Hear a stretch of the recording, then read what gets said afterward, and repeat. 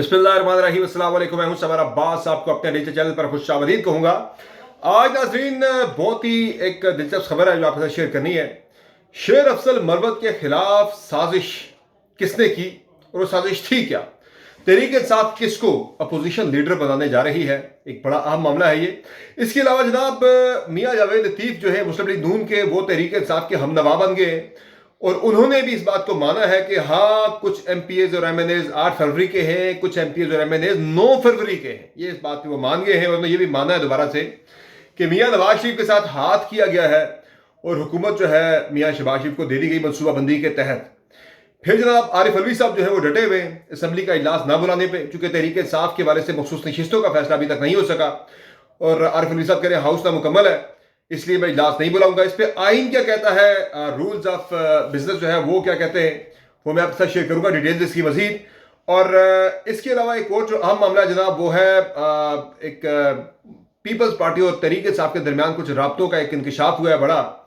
उस पर कुछ चीज़ें सामने आई है। मैं आपको एग्जैक्टली बताऊंगा कि ये राब्ता किसका हुआ था, किसके साथ हुआ था, ऑफर क्या थी, क्यों रिजेक्ट हुई। ये तमाम चीज़ें आपके साथ डिस्कस करेंगे। तहरीक इंसाफ ने बैरिस्टर गौहर को भी दोबारा से चेयरमैन बनाने का फैसला कर लिया है। ये इस पर भी आपके साथ मजीद हम बात करेंगे। आपसे रिक्वेस्ट है कि चैनल को सब्सक्राइब जरूर कीजिएगा। अगर आपको वीडियो पसंद आए तो उसको लाइक करें और बेल आइकन जरूर प्रेस करें ताकि आपको तमाम वीडियोस की बर वक्त अपडेट मिल जाया करें। अच्छा जनाब, तो सबसे पहले जरा बात कर लेते हैं आरिफ अलवी साहब की, फिर मैं आगे जाकर जरा मरवत साहब वाली स्टोरी बड़ी इंटरेस्टिंग है, मैं आपसे शेयर करूंगा। अच्छा, हुआ ये जनाब कि आरिफ अलवी साहब के पास समरी गई कौमी असम्बली का इजलास बुलाने के हवाले से। हुकूमत की मर्जी ये थी, हुकूमत से मुराद यह है कि जो पीडीएम की मर्जी ये थी कि 27 फरवरी को कौमी असम्बली के नौमुंतखब अरकान के हल्फ हो जाए। तो इस पे सदर आरिफ अलवी के बाद जब समरी गई तो उन्होंने कहा मैं दस्तखत नहीं करूंगा क्योंकि हाउस ना मुकम्मल है। रिजर्व सीट्स के बारे से बाकी पार्टियों को तो मखसूस नशिस्तें दे दी गई हैं, लेकिन तहरीक इंसाफ की मखसूस नशिस्तों का फैसला चूंकि नहीं हो सका, वो अब कल होना है सोमवार के रोज। तो उन्होंने कहा जी मैं जब तक हाउस मुकम्मल नहीं होता मैं असम्बली के इजलास की समरी पर दस्तखत नहीं करूंगा। तो इस पर बड़ी बातें हुई, नून लीग ने बड़ी तनकीद की आरिफ अलवी के ऊपर कि भाई कि ऐवान सदर जो है वो साजिशों का अड्डा बन चुका है, साजिशों की अमाजगाह है, ये नहीं हो सकता, गलत कर रहे हैं, ज्यादती कर रहे हैं, बुरा कर रहे हैं, वो पार्टी बन गए। हालांकि मुतालबा तो बड़ा जायज़ है, एक स्टैंड तो बड़ा जायज़ है कि जब तक हाउस मुकम्मल नहीं होता वो असम्बली का इजलास उन्होंने नहीं बुलाया। यही मामला पंजाब के अंदर भी हो सकता था, लेकिन पंजाब में तहरीक साहब ने स्टैंड लिया अपनी तरफ से, लेकिन स्पीकर जो है सफ्तेन खान, चूंकि वो तहरीक साहब छोड़ चुके हैं आउटगोइंग स्पीकर, तो उन्होंने तहरीक साहब को इस बारे से कोई खास एंटरटेन नहीं किया। 28 को केपी असम्बली का इजलास भी होना है, उस पर देखते हैं क्या होता है, क्योंकि वहां तो गवर्नमेंट भी तहरीक साहब की शायद वहां भी ज्यादा रेजिस्ट ना किया जाए। लेकिन ये जो मामला है जनाब, इस पर मैं आपके सामने कुछ कवानीन रखता हूँ कि रूल्स क्या कहते हैं। पहले मैं बात करूंगा आइन का आर्टिकल 91 सब सेक्शन 2 जो है इसकी, वो ये कहती है कि इलेक्शन के 21 दिन के अंदर अंदर, इलेक्शन के तारीख से 21 दिन के अंदर अंदर कौमी असम्बली का इजलास बुलाना जरूरी होता है, कौमी या सूबाई का जो भी है। तो इस पे फिर इस हिसाब से बनती है जो तारीख, वो बनती है जी 29 फरवरी बनती है कि 29 फरवरी को हर सूरत में इजलास बुला लिया जाए। तो इसमें अगर ये भी आगे जनाब कि अगर नहीं बुलाते सदर साहब, इजलास अगर नहीं बुलाते, असम्बली पे दस्तखत नहीं करते, तो स्पीकर भी इजलास को बुला सकता है। बाय द वे कल सोमवार है, कल फैसला हो जाना है। वैसे भी मखसूस नशिस्तों के वाले से वो तहरीक साहब को मिलती है या नहीं मिलती, तो जिसको भी मिलेगी फैसला कल हो जाएगा। तो मुझे ये लगता है कि कल शाम तक आरिफ अलवी साहब इस पर शायद फैसला कर लें। तो इजलास जो है मुझे लगता है कि 28 को मैक्सिमम जो है या 29 को इजलास हो ही जाना है हर सूरत में। अगर नहीं भी करते तो फिर हुकूमत का प्लान ये है, स्पीकर कौमी असम्बली जो है राजा परवेज अशरफ, उनका प्लान ये है कि रूल्स ऑफ प्रोसीजर जो है या रूल्स ऑफ बिजनेस जो है कौमी असम्बली का, उसमें यह है जनाब कवायद ज़वाबित के अंदर के रूल 28 ये कहता है कि स्पीकर जो है वो पॉइंट ऑफ ऑर्डर ले सकता है। जब असम्बली सेशन में ना हो तब भी पॉइंट ऑफ ऑर्डर वो ले सकता है, अपने ऑफिस के अंदर पॉइंट ऑफ ऑर्डर रिसीव कर सकता है। तो कोई भी बंदा पॉइंट ऑफ ऑर्डर वहाँ पे भेज सकता है और उस पर यानी कि मौजूदा जो इस वक्त वुज़रा बैठे हुए केयर टेकर गवर्नमेंट के, क्योंकि बाकी लोग तो ज़ाहिर इस वक्त वो नहीं कर सकते, तो ये पॉइंट ऑफ ऑर्डर उन्हें भेजा जा सकता है कि भाई आप इस पर फैसला दें, भाई असम्बली का इजलास बुलाएं। तो उस पर यह हो सकता है कि स्पीकर जो है वो असम्बली का इजलास बुला ले with in the given 21 days के टाइम के अंदर अंदर। तो बाय द वे लेकिन सदर आरिफ अलवी जो है वो उन पे तहरीक साहब को काफ़ी शिकवे रहे। वो जाते जाते जरा अपने मामला भी क्लियर करना चाह रहे हैं तहरीक साहब के कैंप के अंदर कि भाई मैं आपके साथ खड़ा रहा हूँ और मैंने आपका साथ दिया है। लेकिन तहरीक साहब तो शायद एक्सेप्ट कर ले, लेकिन मामला उनके लिए काफ़ी चैलेंजेस इसके बाद शुरू होने वाले। बाकी जनाब जो इसके अलावा जो मामला है तहरीक इंसाफ का, तहरीक इंसाफ के अंदर काफ़ी कुछ चल रहा है। और कल यानी परसों शेर अफजल मरवत को बैरिस्टर गौहर के वाले से बयान देने पर शोकाज नोटिस जारी हुआ। उस शोकाज नोटिस पर शेर अफजल मरवत ने आज एक बड़ा इंकशाफ किया है। मेरे प्रोग्राम में थे शेर अफजल मरवत।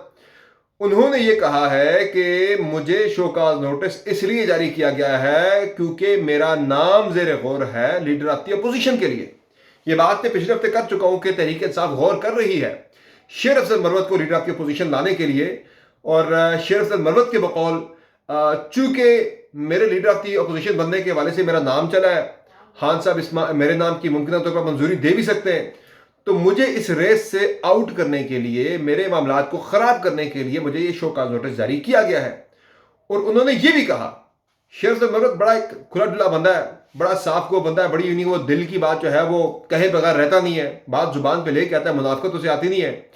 उसने कहा यार बात यह है कि मैं अगर बैरिस्टर गौहर का मामला अगर ना होता, कहते किसी और बंदे से अगर मुझे कहा जाता कि माफ़ी मांगो, मैंने शोकाज नोटिस की परवाही नहीं करनी थी, मैंने पूछना ही नहीं था, मैंने कभी उस पर अमल दरामद नहीं करना था। कहते बैरिस्टर गौहर का मामला था तो उनके लिए मैं किसी हद तक भी जा सकता हूँ, तो अगर मैंने कोई उनके बारे में बयान दिया है तो मैं ज़रूर जाके मैंने उनसे कल जाके माफ़ी मांगी, मैं उनके पास हाजिर हुआ और उनसे जाके मैंने माजरत की कि भाई मेरा ऐसा कोई इरादा नहीं था आपके बारे से ऐसा कोई बयान देने का। तो अब फैसला भी हो चुका है, चूंकि अली जफर साहब नहीं बन रहे पार्टी चेयरमैन, तो अब बैरिस्टर गौहर साहब ही दोबारा से पाकिस्तान तहरीक इंसाफ के चेयरमैन बनने जा रहे हैं। लीडर ऑफ द अपोजिशन के लिए बाय द वे जो पार्टी के अंदर नाम कंसिडर हो रहे हैं वो शेर अफजल मरवत का नाम कंसिडर हो रहा है, बैरिस्टर गौहर का नाम भी ज़ेर गौर है, और उमर अयूब जो है वो उनका नाम भी ज़ेर गौर है। लेकिन शेर अफजल मरवत ये कह रहे हैं कि उमर अयूब ने साजिश की है मेरे खिलाफ, मुझे ये शोकाज नोटिस भेज किया मुझे इस रेस से बाहर करने के लिए, या जिन्होंने मेरे प्रोग्राम पे कहा खुद।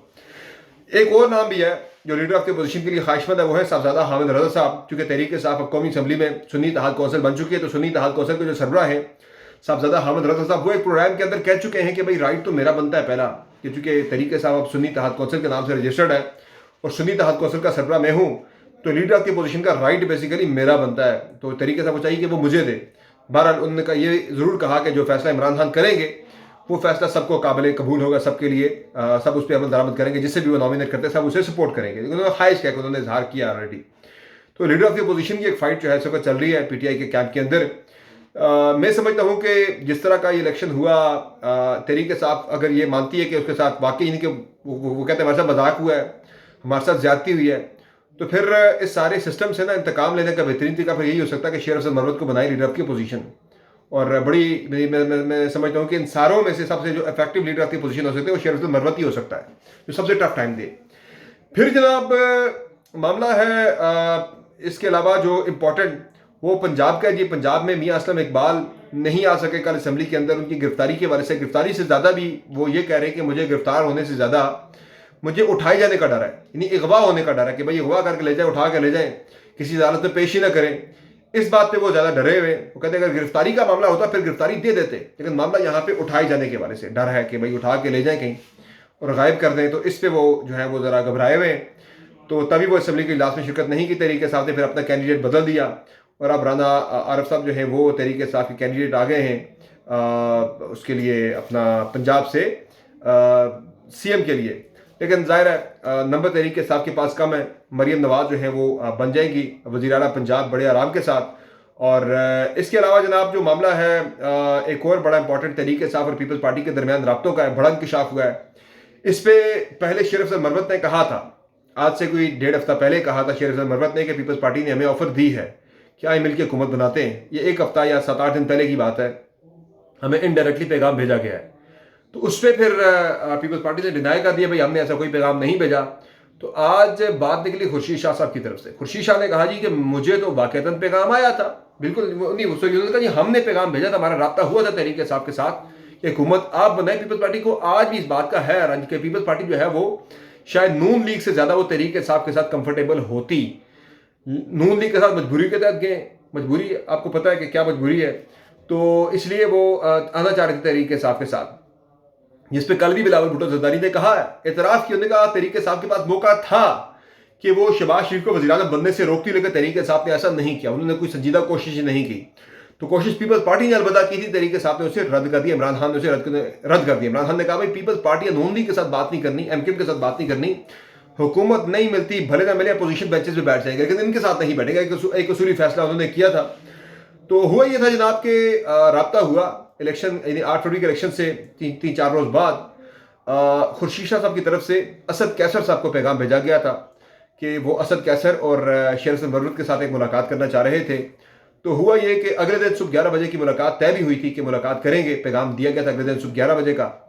तो हुआ ये कि असद कैसर साहब चले गए डेरा इस्माइल खान अली मीन गंडापुर के वालिद की फातिहा के लिए। तो वो फिर वापस नहीं पहुंच सके, तो वो मुलाकात पीपल्स पार्टी के साथ नहीं हो सकी।